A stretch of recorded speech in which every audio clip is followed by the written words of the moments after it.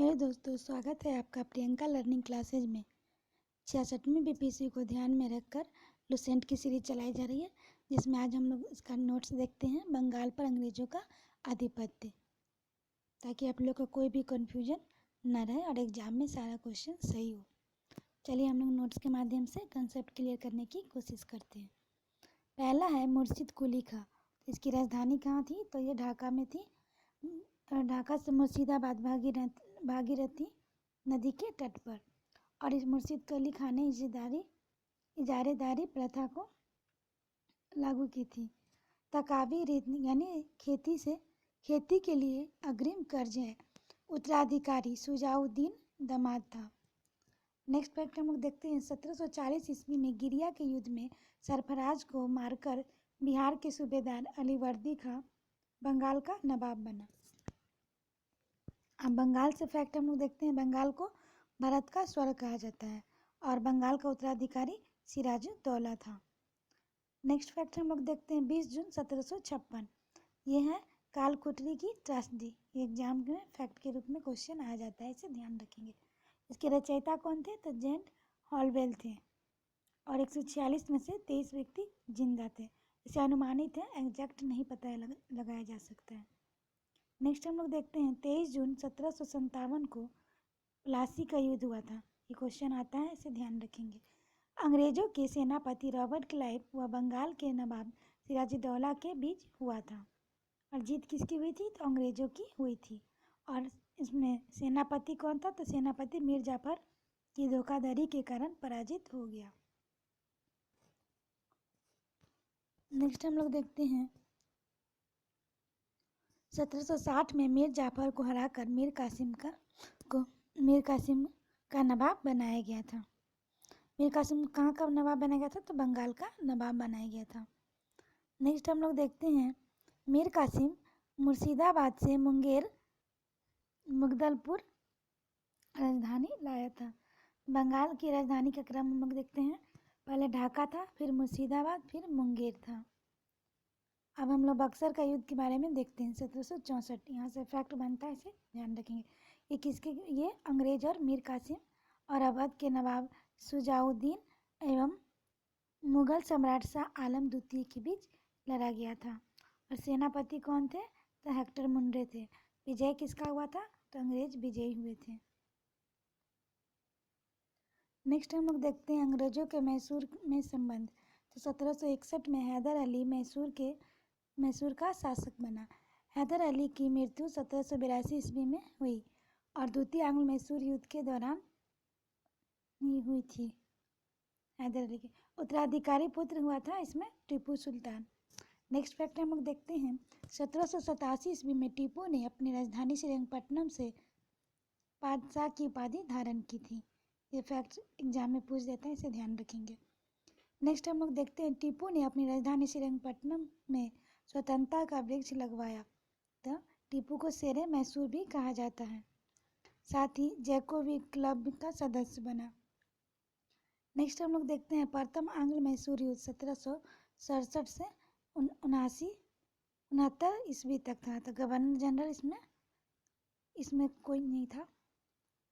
द्वितीय आंग्ल मैसूर युद्ध के बारे में हम लोग देखते हैं। 1880 से 84 ईस्वी में यह वारेन हेस्टिंग के काल में हुआ था। प्रथम आंग्ल मैसूर के युद्ध में मद्रास की संधि हुई थी। ये क्वेश्चन बार बार पूछता है। और द्वितीय में मंगलौर की संधि हुई थी। ये किसके कार्यकाल में? तो वारेन हेस्टिंग के काल में। तृतीय आंग्ल मैसूर युद्ध के बारे में 1790 से 92 ईस्वी श्रीरंगपट्टनम की संधि हुई थी कर्नवालिस की तरफ। नेक्स्ट देखते हैं चतुर्थ 1799 ईस्वी में लॉर्ड वेलेस्ली के काल में हुई थी। तृतीय युद्ध में मराठा हैदराबाद के निजाम व अंग्रेजों की संयुक्त सेना मैसूर के खिलाफ लड़ रही थी। टीपू की मृत्यु चतुर्थ आंग्ल मैसूर युद्ध के दौरान 1799 ईस्वी में हुई थी। राष्ट्रीय झगड़े पर शेर की तस्वीर थी। नेक्स्ट हम लोग देखते हैं सिख एवं अंग्रेज के बारे में।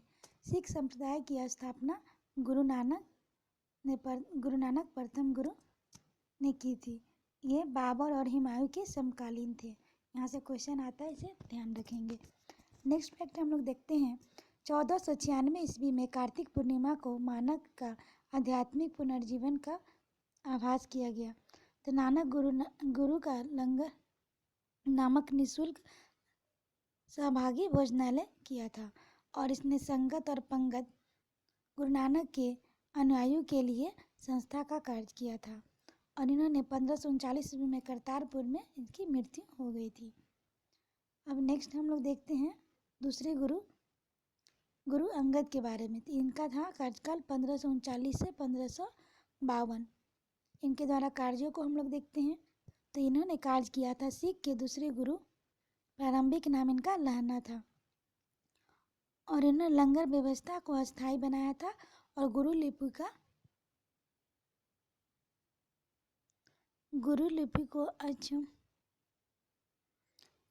का आरंभ किया था। नेक्स्ट हम लोग देखते हैं अमरदास के बारे में। ये थे तीसरे गुरु। ये इनका कार्यकाल था 1552 से 1574 ईस्वी। विवाह पद्धति वल्लवन को प्रचलित किया और दूसरा इन्होंने अकबर के गुरु पत्नी बीबी भानी को कई गांव दिए, 500 बीघा दिए थे। इसमें 22 गद्दियों की स्थापना की, एक महंत की स्थापना की। चौथे गुरु के बारे में देखते हैं। ये रामदास थे, 1574 से 1581 ईस्वी। रामदास के बारे में देखते हैं। अमृतसर नामक जलाशय खुदवाया था। दूसरा कार्य ने अमृतसर नगर की स्थापना की थी। तीसरा कार्य तीसरे पुत्र को गुरु का पद सौंपा, गुरु पद को पैतृक बनाया। नेक्स्ट हम लोग देखते हैं पांचवें गुरु अर्जुन, सन 1581 से 1606 ईस्वी में। पहले तो आदि ग्रंथ की रचना गुरु नानक के प्रेरणादायक प्रार्थना एवं संगीत संकलित है। दूसरा इन्होंने देखे सिख गुरुओं के साथ कबीर व नामदेव व रैदास थे। उसके बाद दूसरा इन्होंने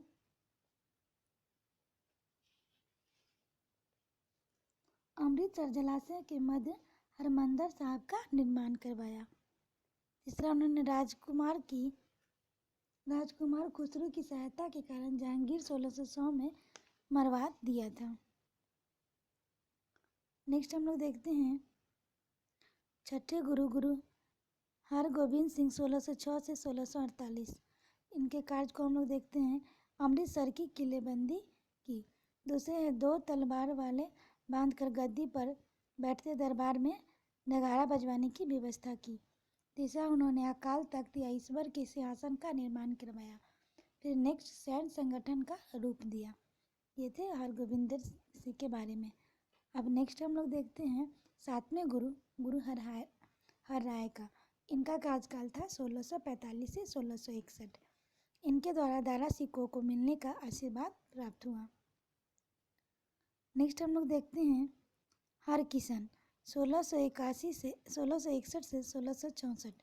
मृत्यु इनकी चेचक से हुई और उन्हें दिल्ली जाकर गुरु पद के बारे में औरंगजेब को समझाना पड़ा।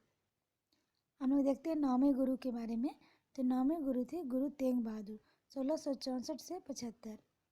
इस्लाम को स्वीकार नहीं करने के कारण औरंगजेब ने शीशगंज में गुरुद्वारा के निकट मरवा दिया था। नेक्स्ट हम लोग देखते हैं गुरु गोविंद सिंह के बारे में। इनका कार्यकाल था 1675 से 1708 ईस्वी। जन्म हुआ था 1606 में 6 ईस्वी पटना में। निवास स्थल आनंदपुर साहब, कार्यस्थली पाओता में है। गुरु गोविंद सिंह नाम के अंत में सी जोड़ने को कहा। इन्होंने 5 का कार्य अनिवार्य किया और इन्हें सच्चा पातशाह अपनाने को कहा। बहुत इम्पोर्टेंट है, एग्जाम में पूछता है। अब हम लोग पढ़ते हैं रंजीत सिंह के बारे में। तो इनका जन्म हुआ था 2 नवंबर 1780 को सुकर चुकिया मिसल के द्वारा। मुखिया थे महासिंह के यहाँ। दादा थे चतर सिंह। 12 मिसलों में सुकर चकिया मिसल के प्रमुख थे। 1798 से 99 ईस्वी में लाहौर का शासक। 25 अप्रैल 1809 ईस्वी को चार्ल्स मेडकॉफ व महाराजा रंजीत के बीच अमृतसर की संधि हुई थी। राज्य 4 सूबों में बटा था: पेशावर, कश्मीर, मुल्तान एवं लाहौर। विदेश मंत्री थे फकीर अजीमुद्दीन व वित्त मंत्री थे दीनानाथ। मृत्यु हम लोग देखते हैं 17 जून 1839 को था। नेक्स्ट हम लोग देखते हैं प्रथम आंग्ल सिख युद्ध 1845 से 46। द्वितीय सिख युद्ध 1849 ईस्वी में हुआ था। नेक्स्ट हम लोग देखते हैं अंग्रेजों एवं सिखों के बीच की संधि। तो लाहौर की संधि हुई थी 9 मार्च 1846 ईस्वी। इम्पोर्टेंट है, एग्जाम में आ जाता है। दूसरा था भैरोवाल की संधि, तो 22 दिसंबर 1846 ईस्वी को हुआ था। दिलीप सिंह के संरक्षण हेतु अंग्रेजी सेना का प्रवास पंजाब में। नेक्स्ट हम लोग देखते हैं 20 अगस्त 1847 ईस्वी को महारानी जिंदा को राजा दिलीप सिंह से अलग कर 48,000 रुपये वार्षिक पेंशन देकर शेखपुरा भेज दिया। नेक्स्ट हम लोग देखते हैं द्वितीय आंग्ल सिख युद्ध के दौरान पहली लड़ाई चिलियानवाला की लड़ाई सिख नेता शेर सिंह व अंग्रेज कमांडर गप के मध्य हुई।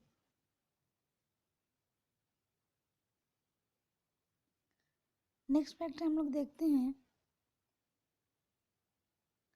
लड़ाई हुआ था तो ये गुजरात के चिनाब नदी के किनारे चार्ल्स नेपियर के नेतृत्व में अंग्रेजों ने 21 फरवरी 1849 ईस्वी को लड़ी थी। इसमें सिख पराजित हुए थे। 2 पुत्र थे फतेह सिंह, जोरावर सिंह। सरहिंद के मुगल फौज वजीर का दीवार में चुनवा दिया। 1699 ईस्वी में वैशाली के दिन खालसा पंथ की स्थापना, पाहुल प्रणाली की शुरुआत हुई थी।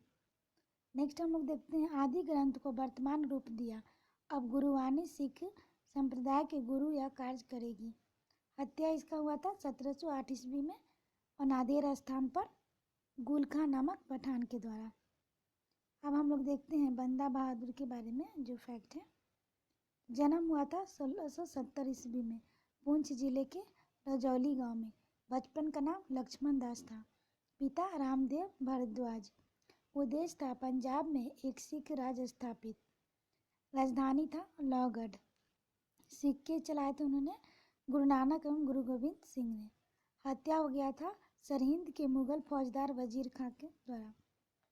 नेक्स्ट देखते हैं मुगल बादशाह फर्रुखसियर के आदेश पर 1716 ईस्वी में हुआ था। बंदा सिंह गुरुदासपुर नांगल नामक स्थान पर हत्या।